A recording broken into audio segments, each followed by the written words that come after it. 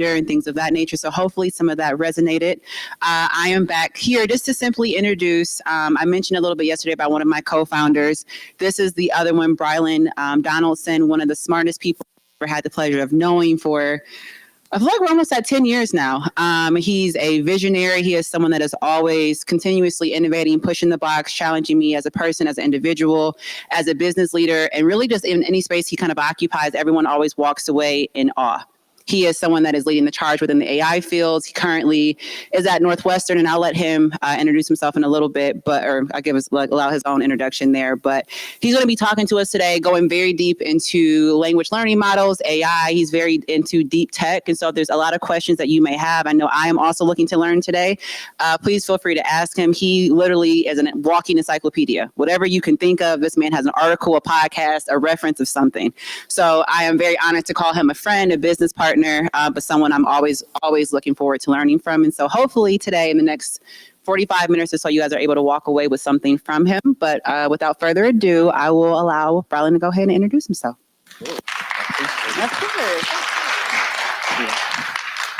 Cool. Yeah, so today's topic, I'm really going to be painting this picture of what the entrepreneur of tomorrow is going to look like.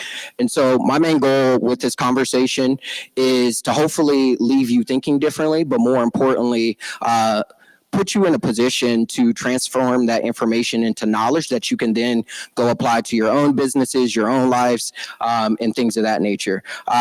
Thank you, Jamie, for the introduction. I am a founder, raised millions of dollars, for my last startup, so very, very familiar with that. I'm currently an investor, so I work at Sirac Ventures. We actually just closed our first $50 million fund, and so so I invest in pre-seed and seed stage startups. Specifically, our hypothesis is if AI is to deliver on its promise of increasing productivity, that's obviously going to lead to a lot of these companies, leveraging that technology to cut costs, cutting overhead, and forcing people to look for another option. And so we're really betting on this future where a lot more people are going to, be entrepreneurs. And so we're investing in technology that is going to enable people to be able to make a living as an entrepreneur. And also, I'm a scholar. And so currently, I'm over at Northwestern University during the day. So I run the business accelerator over there. So helping students and faculty commercialize research. And so, let's go ahead and get into it. Next slide. So I want to kick it off just, with some context, right? And I love, how, Coach Prime, he really set the stage, with the buff slash here saying, we're coming. And I think AI is doing the same. So this is just a graphic, from Goldman Sachs. They've been putting out a lot of reports around, different predictions. And they're predicting that 300 million jobs across the U.S. and also Europe are going to be lost or also degraded by artificial intelligence. And so I'll kind of get into, why that may be. Next slide. But the thing that I really want to paint is that the entrepreneur tomorrow is going to first think automation, right? And what this is going to look like is you'll definitely walk away understanding that in the future, English is going to be the tool that you need. And what I mean by that is, like, we all in this room speak English, and it's becoming the language at which you will speak with computers. The other thing too is math will be all that you need. And so if you're a parent, I would be encouraging you to really make sure that your kids are mastering English and math, because in an AI future where AI is in everything that we touch, from digital products, physical products, our cars, phones, you name it, these are going to be the two skills that they're going to need to be able to effectively use it.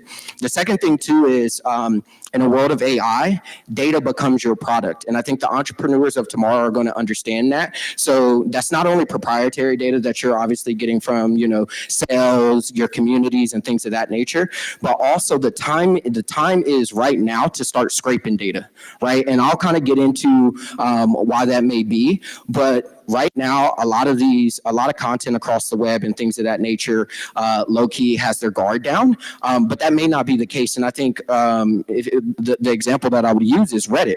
Reddit actually just locked in a $100 million deal with Google, so Google can train their large language models on that data. But that won't be the case in the future. So if there is data that you need for your business or your product, now is the time to go get it. And then the third thing too is brand. Brand is going to be the differentiator, and as entrepreneurs, you're going to have to master that. In a world where AI is everywhere, going to investors or going to your customers and saying like, oh, I have this AI product isn't going to matter because every product has AI in it. So how are you going to differentiate yourself? And that's where brand is going to come into play. Next slide. So what you'll leave here today, hopefully with, is some new mental models to think to really think about this in a different way. The other thing too is I want to apply you with some tools and frameworks to 10x your execution when it comes to using AI in your lives today. And then the third thing as well is I'll leave you with a plan of attack so you can start to apply this. Next slide. So go ahead, take out your phones, scan this QR code. Throughout my conversation, you can actually drop questions, and then I'll answer those questions at the end.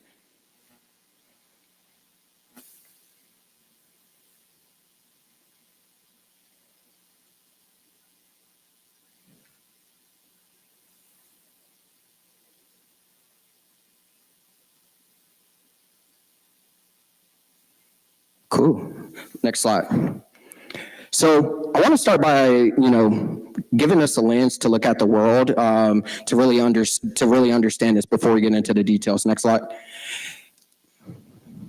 And right now, the biggest thing to understand about AI is that we're in a pivotal point of history. So back in 1956, that's when we had the first conversation around what does AI and machine intelligence even start to look like. It was in the 1980s where literally in Chicago, where I'm currently based, they discovered the neural network and kind of what that looked like. And as you can start to see over here with all the different dates starting to pop up, that's where we are today. And so as you can see, AI started off very slowly, but now it's starting to pick up. And there's new research, there's new breakthroughs happening at a rapid speed right now. So next slide. And the reason why this is important is going back to what I said at the beginning. English is all you need. So today, if you want to talk to computers, you primarily need to know JavaScript or Python. Python is the language of AI and machine learning, and JavaScript has kind of been the language of, web development and things of that nature. But with things like ChatGPT, Gemini, some other products that I'll get into later, it's enabling the 1.3 billion people across the planet Earth that can speak English to now be able to do those things that engineers could only do. And so this is a really important thing. Next slide. And so from my perspective, here are the three things that I think are important when it comes to really positioning yourself for the future. So when it comes to point one, I like to almost think of this as like, being in the ocean and, seeing the sun on the horizon. The sun on the horizon is the research, and these are the potential outcomes, the futures that, some of us barely can imagine. And when I think about us as entrepreneurs, obviously this is the vision that you may have to kind of, get us to that future and put it in more hands. And then where engineering comes in is in a world where anybody will be able to code just by saying, hey, this is an app that I'm trying to build, or hey, here's a screenshot of a product page that I'm trying to create, and the AI creates the code. Now you put those three things together. You can now start to navigate that unknown a little bit better. The second thing too is I would say no one knows everything. So even with me sitting up here, I would be skeptical. I would be questioning everything. And the reason why is AI has traditionally been a black box, and it still is. The third thing that I would say is now is the time to jump off the porch. And the reason why now is the time to jump off the porch is going back to what I was saying about that rapid pace of acceleration and the breakthroughs that are happening. Be curious, because none of these people who are putting out these products know all the different ways that it can be used. And so you might end up discovering a use case that, the researchers or the builders of these products didn't even think about in the first place. Next slide. And so how should you think about AI? It's artificial intelligence. So the biggest thing to know is that these people who are building these products are literally trying to emulate the human brain. And very similar to the human brain, where you have, one area that deals with vision, another area that deals with audio, another area of your brain that deals with planning and reasoning and things of that nature. This is also true for AI as well. And so the three things we'll kind of be talking about is, one, processing information. This is primarily what ChatGPT has been doing, and I'll kind of get into that. The next one we'll get into is instructions and coaching. So I'll articulate why I believe that we should be thinking of ChatGPT and a lot of these AIs as our interns. And so how do you coach them up? How do you give them the proper instructions to be able to get what you want out of them? And then the third thing that I'll talk about is leverage, right? And so one of the downsides of AI today is it's only been trained up on data up to 2021. And so it doesn't know what it doesn't know, and it's also not connected to the internet, and so therefore it's a loner. And because it's a loner, there's different products that are starting to emerge that's connecting it to search engines, connecting it to databases, where your information and your data may be, that allows you to increase the capabilities of the AI products that you may be building or may be using. So next slide. So kicking it off with processing information, this is all about the foundation models. Next slide. So the biggest thing to understand is, I know AI became a buzzword over the last year, and we kind of bucket everything in this field under kind of like generative AI. But the thing I really want you to take away from this is, when we say AI, essentially all people are saying is we're trying to mimic human behavior. So anything that you can do today as a human, drive your car, and AI will do it. Bank, and AI will do it. Plan a wedding, and AI will do that. Literally. And kind of what's enabling this is the deep learning. And essentially the way deep learning is, it's as simple as this. They build these models that literally are made up of neurons, and they're literally just taking all this data and just throwing it at it. And it's mathematically kind of figuring it out. And I'll show you why. Next slide. And so this is kind of, how, conceptually how a neural network works. But here on the left, you can see a picture of a real neuron that's currently in the human brain. And mathematically, this is kind of how they figured it out. And so if you go to the next slide, humans currently have 86 billion neurons. And you can kind of think of it in AI, we call these parameters, right? But if you see just some of the, some of these models, such as like BERT from Google, GPT-3 from OpenAI, they have 175 billion neurons. And so if the smartest human being on the planet only has 86, and this now has double, what do you think that does to intelligence? And also, what training data is essentially that's the number of words that it has been trained on. So you can see here at the bottom that it's been trained on almost 1 trillion words, right? Which is wild. And then in terms of compute, it takes months for these to be trained. And so it takes about two to 3 months in order to train these models, which is a lot of power. But these are the three variables that you're going to continue to see people, a lot of these companies actually optimize on, to get us towards what they're saying is AGI. So next slide. And so what are these large language models doing? Essentially what it's doing is it's predicting the next word. I know a lot of us have been impressed by like the output and things of that nature from ChatGPT, but because it's been trained on 1 trillion words, it understands the different relationships and can calculate probabilities of like, okay, if I say new, there's probably an 80% chance that York comes after that, right? That's literally all it's doing. And essentially the thing that I want you to keep in mind when you are engaging with LLMs or ChatGPT and things of that nature is essentially you're asking it, what does a response to this prompt look like? And so when you ask it to do math, or you ask it to calculate, what is the net income for my business, or can you predict, sales for the next quarter for my business? It cannot do that because that's not what it has been trained to do. And so that's why you have to be cautious and skeptical around the results that you're getting back from this. But more importantly, understand how these things work, because these things do lie. And so next slide. And so with all that being said, essentially, we do have these highly capable machines. As I mentioned before, they have the capability of following instructions. And so what this looks like is the simple prompts that you're able to enter in a chat GPT. I'm going to show you how to 10x that. The second thing, too, is we're now moving to a world of multimodal. And what this means is chat GPT can not only give you text, but I'm sure you saw, probably last week across social, things of that nature, they rolled out a model that now can create full-fledged videos, right? So start thinking about like, what does that do once that model's in the hands of like a Netflix, and Netflix has all this content, and now they can train AI, and now you can just go to Netflix and type in any movie that you want, and bam, it's right there. What does that do to writers? What does that do to producers? What does that do to cast, right? There's all these trickle-down effects that can start to happen because these AI models are unlocking these new capabilities. The second thing, too, the third thing to understand is that these models can continuously improve. And the way they're continuously improving is a technique called reinforcement learning. And reinforcement learning is essentially this. There's a goal, and the goal can be like, hey, I want this to be better at, writing in a tone that is helpful, right? And so what they do is they take all the prompts that you enter in the chat GPT and all the answers that you get. There's a reason why there's a thumbs up and a thumbs down.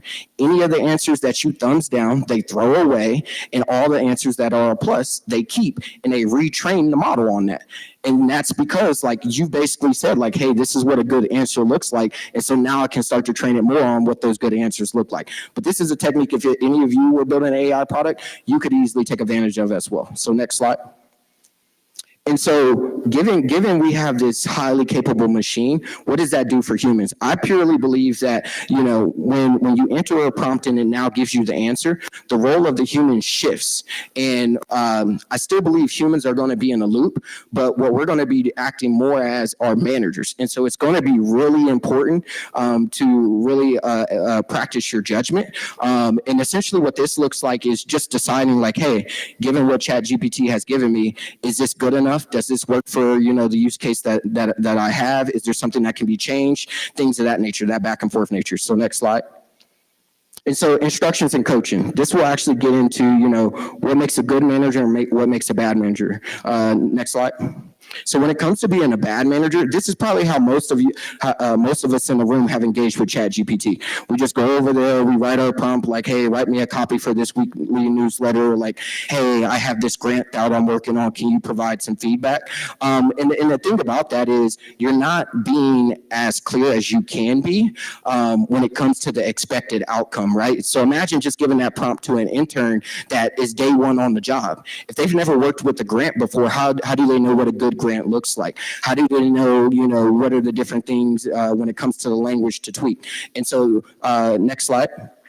I believe that a good manager actually engages with AI in this way, right? Where I'm extremely clear on what I want the system to do, right? Given this system has basically, all this knowledge about the world, you can tell it what role to play. The second thing too is being extremely clear about the instruction.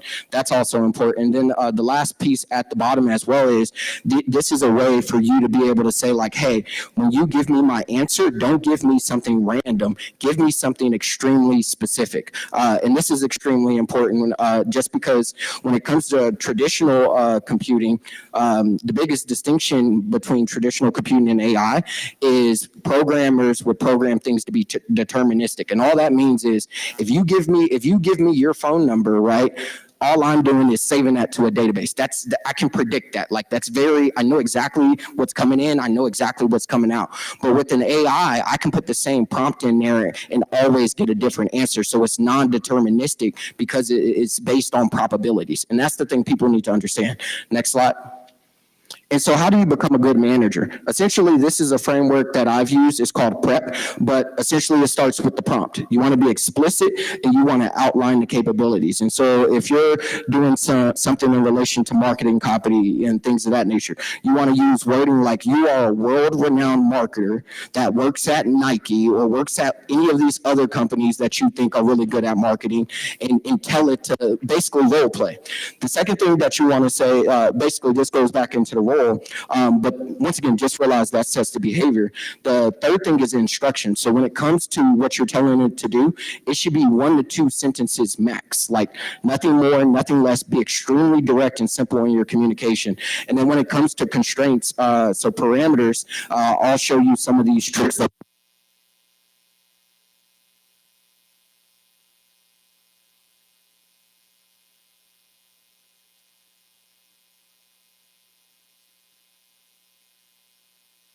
Hello. Cool. Yeah. And so I'll show you some of these things as well. So next slide. And so give a role to play. Essentially, this is where this comes from, like this insight that I had. Because I'm a coder, I understand how to use their API. And they're basically using their API for ChatGPT as well. And so it's literally, you can go read up on it, but what they tell you to do is explicitly state the role that you want the AI to play and what the behaviors you want it to have. So next slide. Yeah, and then when it comes to clear instructions, I actually thought this quote from Reuben Harris, and some of you may be familiar with him, but knowing the right questions to ask is going to be extremely important when it comes to ChatGPT. Coming back to what I was saying about like mastering English, but the question you want to always ask yourself after you enter your prompt is, would this instruction make sense to an intern? And if it doesn't, you probably need to edit it a bit and make it a little bit more clear. Next slide.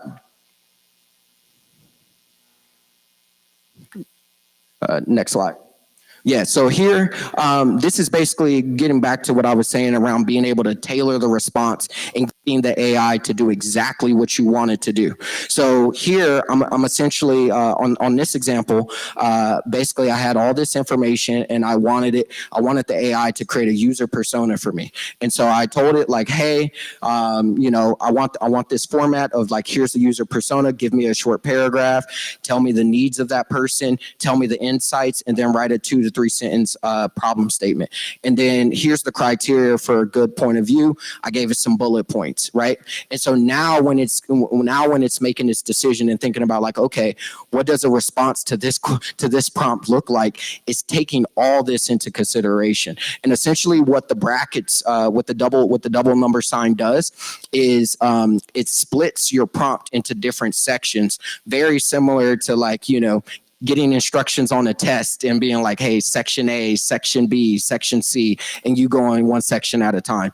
So this is just a good way to like have a really good clean prompt. The other thing too is when it comes to the enclosed brackets, anything that you enclose inside those brackets, it doesn't get mistaken as being a part of what you previously wrote. And so say, for example, if you were just writing sentences and you were trying to give it a desired format or whatever, because it's basically calculating the relationships between the words, there's a chance that it may mistake it as being a part of the other sentence. By using these brackets, you're saying, no, it's specifically only related to user persona. It's specifically only related to needs and things of that nature. So this is definitely a cheat code. Next slide. And then this one is a cheat code as well. So I call this, let me show you. So very similar, to having a young kid, and maybe you're teaching them, their ABCs or 1, 2, 3s. You probably will walk them through a few examples. AI is very similar. And so literally at the bottom of your prompt, if you have examples of like, let's say, for example, you wanted to write a newsletter for you, right? And let's say you have your past newsletters, you can give it three to 5 examples of your old newsletters, so it now understands your tone, your writing style, all that other stuff. That way it can start to personalize the output for you. Next slide. And then the last thing too is you can tell it to show its work. So this was research that actually ended up coming out of Stanford. But this little thing right here, telling the AI, think step by step. So say, for example, you have it working on a business plan or you have it tackling a business challenge, right? Very similar to, being in class when you used to do math and your teacher would say, show your work. Just by putting in those simple words, the AI will then start to show you like its train of thought. And so now if there was a mistake in the train of thought, very similar to, if you showed your work for a math problem, the teacher could be like, hey, this is where, you made a mistake. Hey, this is where you could have done this. Very, very, very similar here. So these simple words, think step by step, is another way to enhance your prompting as well. Next slide. And then, so this was just an example that I applied to creating lesson plans. And so last year, while everybody was talking about, hey, AI is going to be used in the classroom and we're going after students, I went after teachers. One, because I knew teachers were being overworked. Two, a lot of their attention was going towards admin work and only about 30% of their time was going towards material. And so I built a product and quickly got a lot of teachers to be able to use it. Quickly found out that they weren't going to pay, but what they told me was they got a lot of the materials from nonprofits. And so one teacher ended up connecting me with this nonprofit. They spend $50 million a year basically paying other teachers to create content that, teachers that are a part of this nonprofit can use in their classrooms. And I basically came to them and was like, hey, what if I can cut that cost down to you? So they had thousands of lesson plans, thousands of worksheets, thousands of quizzes that they already had given out over years. I took that material, ended up training an AI model just for them, using some of my prompting techniques. Now they use it. They have like 6,000 teachers. Now they use it to create all the lesson plans and stuff for their teachers. But this is where it's going. Next slide. So now I want to talk about leverage, right? So we talked about, this is kind of what the large language modeling is. It's just processing information. The second thing that we talked about is you're a manager in the world of AI. So what is a good manager? What's a bad manager look like? But this is how you start to unlock its superpowers. Next slide. So going back to what I was saying about data. The reason why this is important is because in our world today, 90% of data is unstructured. And so essentially the way you can think of that is that's social media posts, that's emails, that's all the docs that you've probably written for your company, things of that nature where it doesn't nicely fit into an Excel table, right? Which is more tabular data. So only about 10% of the world's data is actually in like an Excel kind of format and could be used by traditional machine learning techniques and things of that nature. Next slide. But this is very interesting because this is actually about to get into the point I'm making around math is all you need, is because traditionally when it came to search has always been keyword based, meaning like if I wanted to search for, let's say, for example, like I'm looking for, movies for Black History Month, right? Unless those movies had Black history like in the title or in the description, it's traditional search would not show those results, right? And so in the world of AI, next slide. Math is all you need. And the reason why this is possible is because all that unstructured data, so those images, text, YouTube videos, podcasts, songs, things of that nature, basically it's called an embedding model. And what an embedding model does is it transforms that piece of data, so that image, that video, or whatever, to numbers that capture like the meaning and the context of that specific piece of data. And you can start to do some very interesting things with this. So next slide. One of the things that you can do is called vector databases, right? And the reason why this is important is because if you have an e-commerce product and you have a ton of products that you're selling, like this is one way to quickly be able to personalize the experience. Let's say you have a company and you have all these docs that you put into Google Drive or whatever your repository is. You could quickly put it into a vector database. So now when one of your employees is working on a project, it knows exactly what information they need across the company without them having to be able to search. And so the way it works is you take all that content, you put it through an embedding model, it spits out these numbers, and instead of putting it in a traditional database, it's now in this thing called a vector database. And the way this works is essentially on the application side of things, if you're saying like, hey, find me all the Black history movies, right? Essentially, you're going to do the same thing, run it in there, turn it into numbers, but now it's able to compare those numbers and do math to see like how close this is to, anything that you have in a database and return to you those exact results. And so this is extremely powerful because this also can be applied to things like search engines. So say, for example, if you're doing Q&A, once again, these large language models like ChatGPT lie. And so if you wanted to use something like a search engine, which I'll get into in a bit, like you would be able to take those results and then be able to plug that back into ChatGPT. So one, it can have real-time information, and two, it can have a source of truth. And I'm gonna show y'all one of the products that I use that I feel like makes me smarter every day. But next slide. So this is kind of what I was talking about, search engines. So next slide. And then the last thing too is APIs as tools. 2024 is the year of AI agents. And the way to think about an agent is essentially it's an AI that can think for itself. It can think for itself. It can make decisions for itself. And so if you think about when you're completing a task, there's a series of decisions that you may need to make. So let's say, for example, I'm creating a pitch deck for, a startup investor, right? I need to go get information on my company. I probably need to go Google, find some stats that I can use, things of that nature. And so that's one decision. And then I need to take all that information and then put it into a beautiful deck. That's another decision. And so ChatGPT today can only do one thing at a time, where an agent is going to be able to take your task and complete it for you.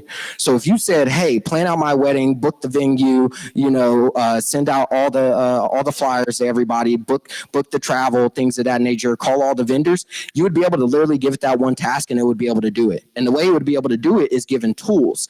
And the tools essentially are APIs. And so you won't even need to know how to use these APIs. You'll be able to connect it to things like Uber Eats, or say, for example, you have a Shopify store, and it'll be able to just quickly go to that API, make a decision on what it needs to get or grab, and then be able to, complete that task for you. But this is literally where AI will be by the end of the year. So don't get too caught up on ChatGPT. So next slide. So what would I do if I was in your shoes? Next slide. The first thing that I would realize is when it comes to the digital world, it's very similar to the physical. And the metaphor that I would use is very similar to the assembly lines for making a car, where you take all these raw materials, you pass it through the factory, and it's basically being built into this final car that we get at the end. This is very similar to how our digital workflows work, right? And the reason why this is important is because going back to what I was saying about different tasks, different decisions, similar to think about Ford or think about Tesla. The reason why Tesla has grown into this big company is because it's replaced humans in its factory with different robots that's able to complete those tasks. You need to be thinking a very similar way. You may not have a physical product, or you may not have be built in a car, but where within your workflow can you start to replace yourself or augment something that you do? And so I like this quote from Ray Dalio where he says we all have our goals, and basically the way we operate to achieve those goals, that's our machine. And to achieve that machine, we obviously have everything that we need to do, but we also have the people that have to do that.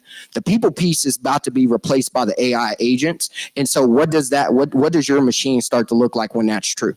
Next slide. And so I'm about to get into some tools, some cheat codes that I would definitely recommend y'all check out. If you're not using Perplexity, tap in right now. I don't use Google at all. And the reason why this is a top niche product is because it does exactly what I was just articulating earlier around vector databases, where essentially all I got to do is enter, my question or whatever. It goes out to the internet, grabs all those sites, so I don't have to go through one by one, and it basically scrapes those pages, and then is able to create an answer that is cited with sources. That's one of the biggest issues with ChatGPT today is when it gives you answers, how can we trust it? How can I go see where it pulled this information? Well, Perplexity has solved that problem. Next slide. The next product that I would say as well is I only use ChatGPT today for coding. So if I'm doing any type of strategy work, creating pitch decks, things of that nature, I'm using Gemini. And Gemini is Google's multimodal model that they recently rolled out. And when I tell you it's extremely helpful, just in terms of the follow-up questions it will ask to get you to think deeper and more strategic about the things that you're looking to tackle, it's definitely a cheat code that you got to add to your repertoire. Next slide. The next one I would say is Product Hunt. So if you're an entrepreneur in here and you're playing in a digital space, Product Hunt, you can go on there right now and just go to, they have an AI category, and you can see all the different AI products that are coming out every single day to not only, find tools that you may want to use in your business, but more importantly, get inspiration for, things that you may be able to add to your products as well. Next slide. For any engineers or developers out there, or if you're a student studying engineering and you want to get a job in this field, I'm telling you right now, you need to go learn LangChain. So today, when it comes to creating websites and things of that nature, we use React and React Native to create mobile apps and websites. Moving forward in the future, when it comes to AI, instead of people having to know Python and things of that nature, you'll need to know LangChain. LangChain makes it super easy to build these AI products and AI agents. Next slide. The next thing that you will want to know is Hugging Face. So Hugging Face is also a tool for developers, but for any of the developers that are familiar with like GitHub, where all the code is, this is where all the data and all these AI models are. So if you ever want to see what is about to come or see what data they're training all these models on, you can go to Hugging Face. Or say, for example, you want to build a product for your company and you're like, man, we don't have no data or we're missing some data. Go to Hugging Face. It's all open source. And so it's free to use. Next slide. The next thing you want to check out is, like I said, 2024 is the year of agents. And so Super Agent makes it extremely easy to be able to build agents in a few lines of code. And so if I was y'all, the way I would do this is I would literally go to this site. I would click on their documentation. I would copy it. I would go to Gemini or ChatGPT. I would plug it in there. And then I would give it the role of like, hey, you are a world-renowned software engineer that has worked for Google, worked for Facebook, et cetera, and my instruction is to build me an agent based off this documentation. And guess what? 90% of the time it's going to get it right. So now all you got to do is copy and paste exactly what it just gave you, and then just go plug it in. It's going to tell you if you made an error, where you need to make some changes. But guess what? You don't really need to be a software engineer now to be able to do that. You can also ask ChatGPT, to explain things to me as if I'm a fifth grader. I'm not a trained engineer. This is stuff that I've just taught myself, and so you can too. Next slide. Going back to what I was saying about search and how traditional search has been keyword based, this is a product here that's allowing you to be able to take advantage of vector databases and that similarity between different items. And so this is a cool product that some people may use. Say for example, if you're in your company and let's say, actually, I'll give you a tangible example. So for the venture capital firm that I work with, we have these companies that we're tracking. And so right now I either have to subscribe to these newsletters or manually go to TechCrunch and things of that nature to be able to always pull these recent articles on, the industry or the company. Here, I could easily just create a search query, have the search query, periodically update. And now I'm getting everything plus more that I probably was not aware of in relation to the industry in that company. And so that's one way we're using that at the venture capital firm that I'm at. Next slide. The other thing I would say is 11 Labs. So say, for example, you're somebody who's created a ton of newsletters or you've created a lot of blog posts, right? And you're like, man, how can I get into the podcast space? And maybe you have aspirations, but maybe you feel like, you don't necessarily have the equipment, or maybe you feel like, you may get nervous and may not know the right questions to ask. This is super cool because you literally can drop in a few sound clips of your voice. It literally will sound just like you. And then literally it's text to speech. So now if you had a blog post or if you had a newsletter and you literally just want to drop it in there as if that was you, recording that podcast for that specific blog post or whatever, you easily could. But obviously you can start to see where this can start to get crazy in terms of people using it to, mimic people and things of that nature.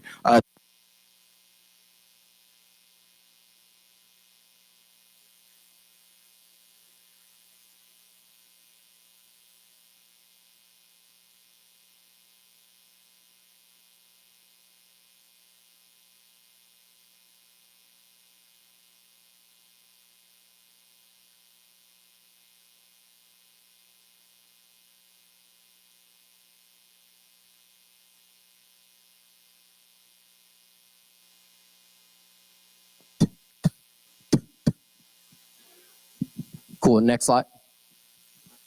And then for anybody that wants to build a mobile app, Android, iOS, Flutterflow is a cheat code as well. So it's literally drag and drop. They make it super easy to connect to a database. Literally, it's a one-click button. And you also can quickly drop AI into these products as well. So yeah, next slide. Yeah, so that's all the tools. I want to leave you with a few resources so you can start to go down this rabbit hole. Next slide. The first three are reads. And so these are some of the things that I'm consuming on a daily basis. One is Exponential View. It gives you a holistic view of kind of like what AI and just the future in general is looking like globally. The other one is Semi-Analysis. None of this is possible without GPU. So if you've been paying attention to the stock market, you've seen NVIDIA been tearing it up, right? If you want to understand why, go read Semi-Analysis. The third one is Ahead of AI. So if you want to stay ahead of AI and not just get the latest, product updates and, releases as they roll out, this is cool because they always put them out like 2 to 4 weeks in the research papers before they introduce it to the public.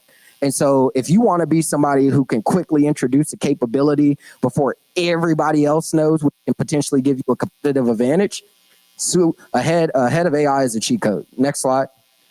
2 podcasts. Next slide.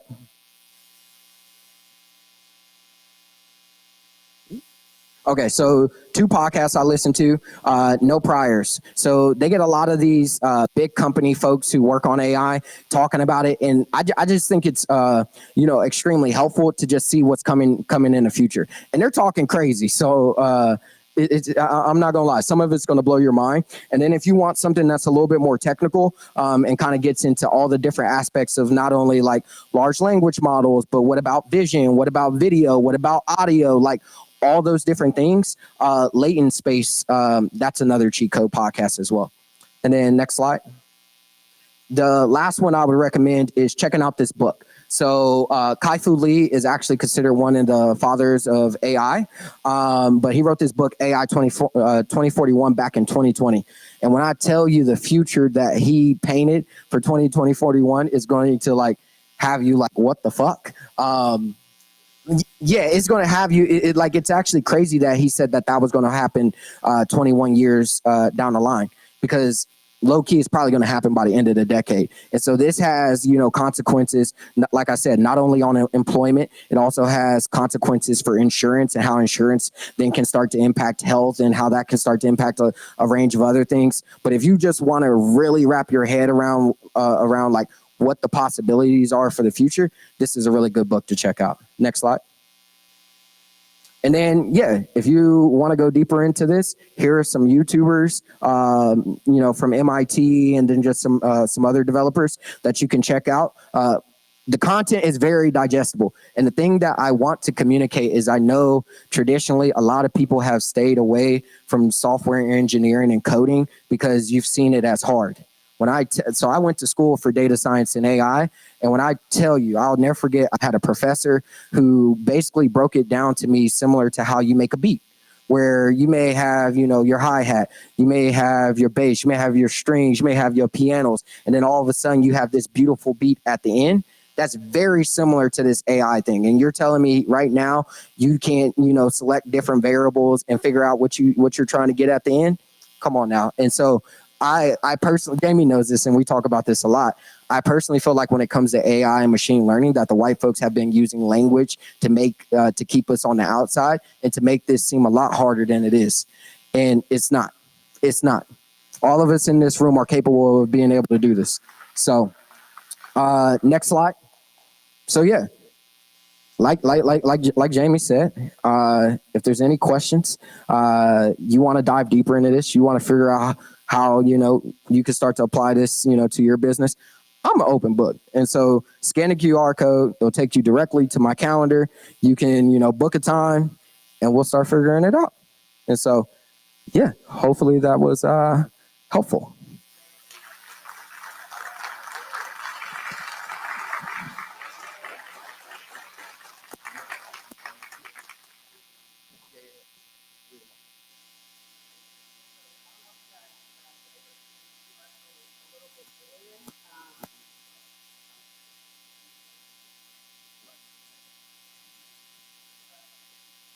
I'll just okay, I think it's working.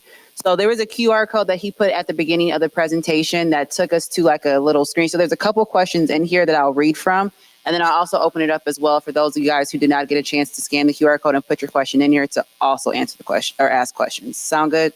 That work? Okay.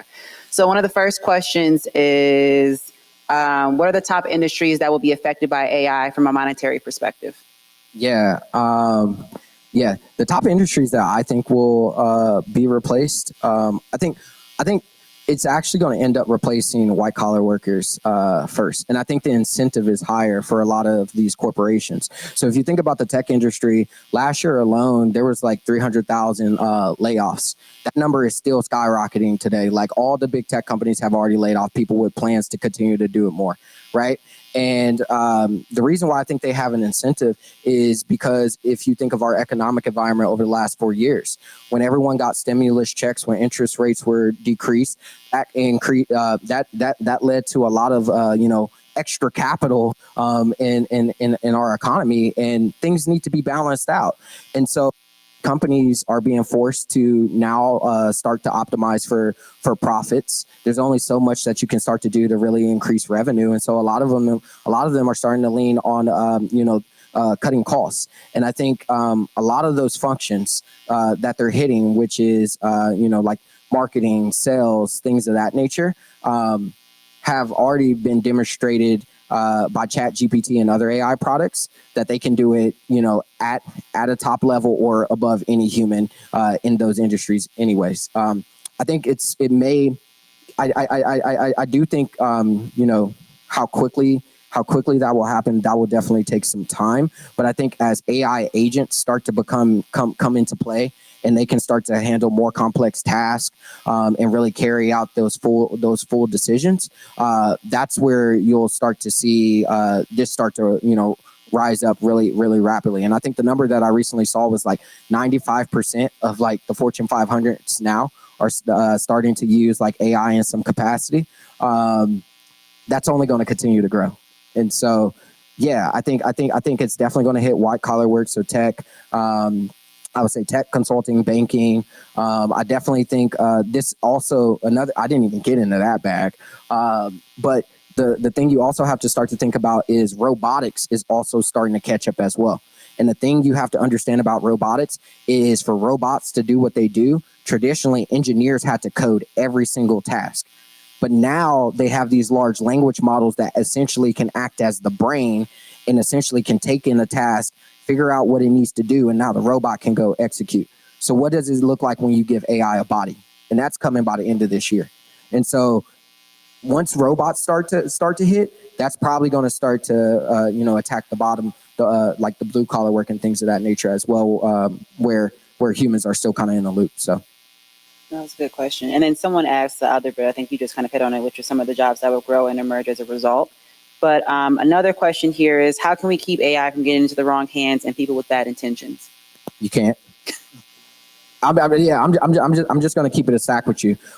So I do this speaker series called Visions of Tomorrow, and I actually last week the speaker that we had, he led machine learning over at Lyft, and he was optimizing pricing and the route times. And one of the things that he talked about was when he was doing his research, he worked on a project that decreased the amount of time that kids would spend on buses. And as a result, that saved school districts a lot of money. And because they saved a lot of money, they can now use that money to keep, schools open. And this was specifically in Boston.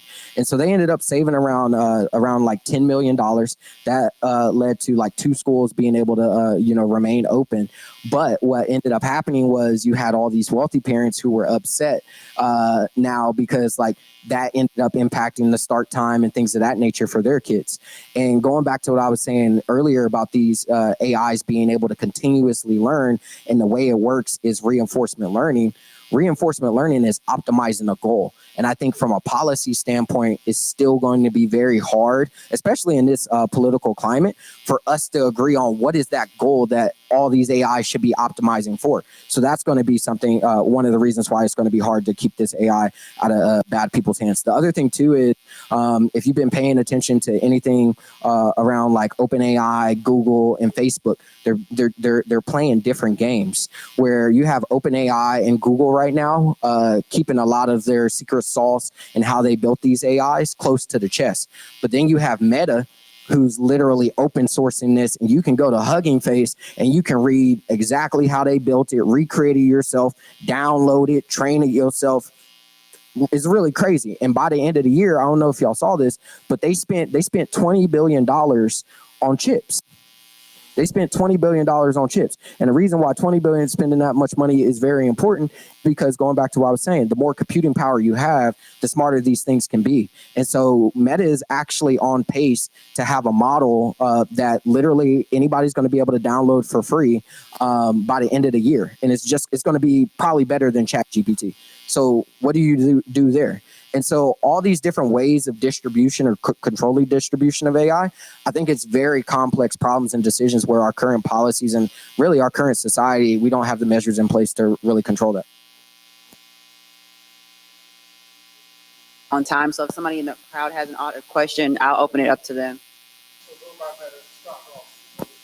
Yes. I'm telling you, bro. Yes.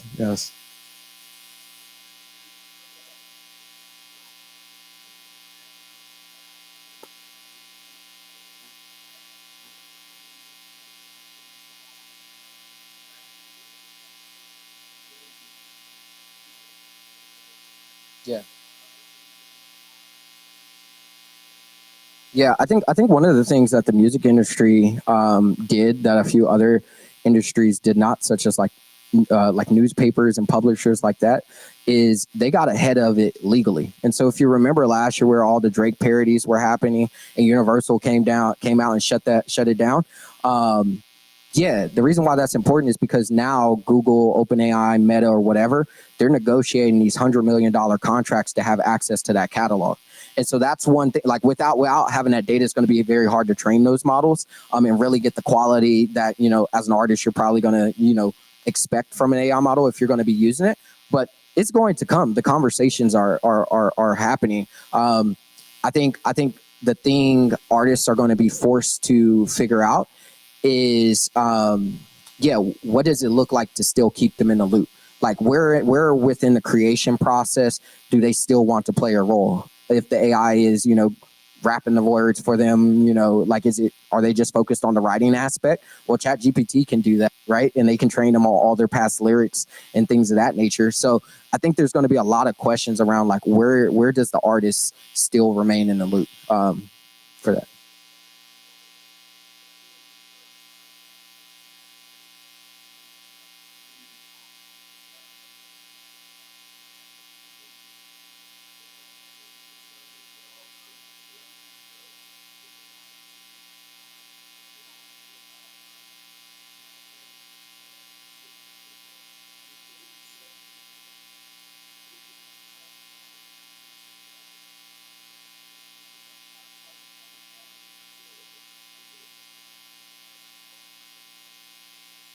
Yeah.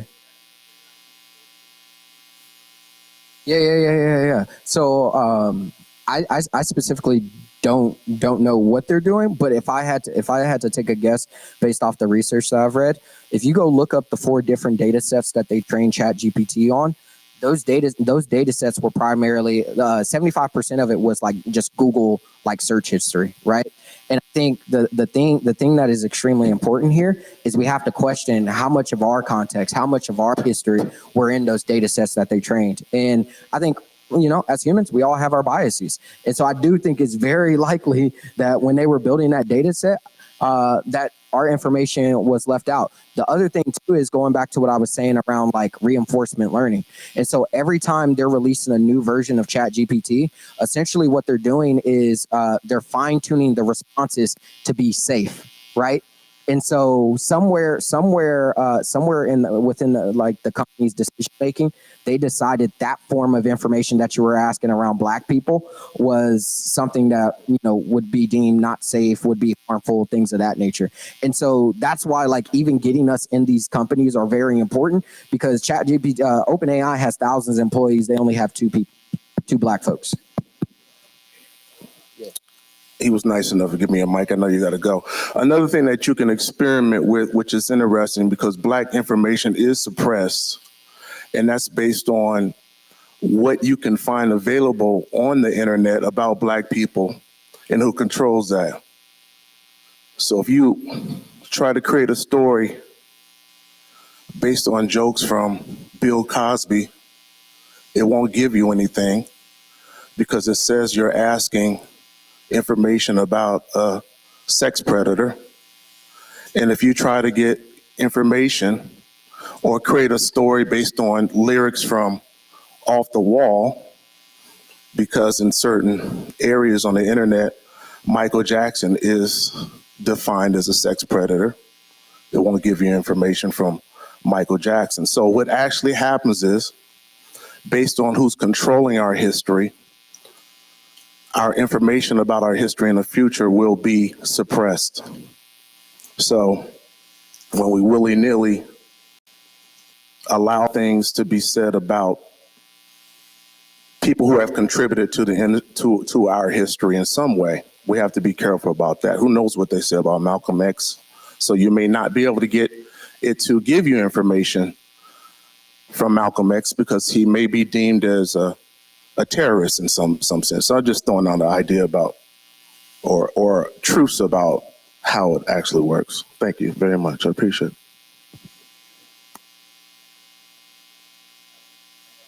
Hello. Cool.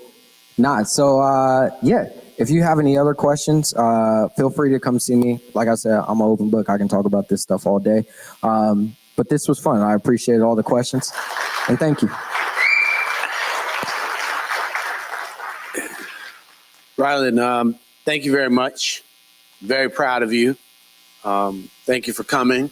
Rylan adjusted his schedule, but he's just an example of the Black genius that exists in our community. You know, all of us need to celebrate. Let's give him a standing ovation because I really love what he did. He gave us everything. He gave us a game. We've got to show love at a high level whenever we can as a community. You know, when you have somebody that literally says, here's a cheat code, everybody.